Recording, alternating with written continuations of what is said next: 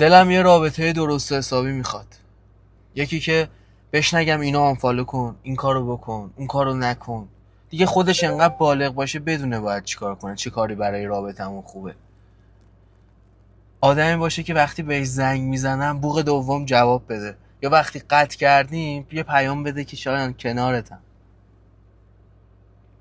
آدمی رو میخوام که عکسامون رو با هم بفرستیم، هر چند وقت یه بار بگیم یادش بخیر از کجا شروع کردیم الان به کجا رسیدیم.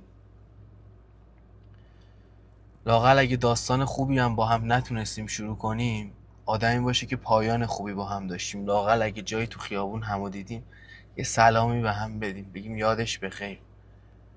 نه اینکه یه پایانی داشته باشه که 2 روز دیگه اگه یه آدم دیگه رو خواستیم انتخاب بکنیم بترسیم از انتخاب دوباره یه آدم.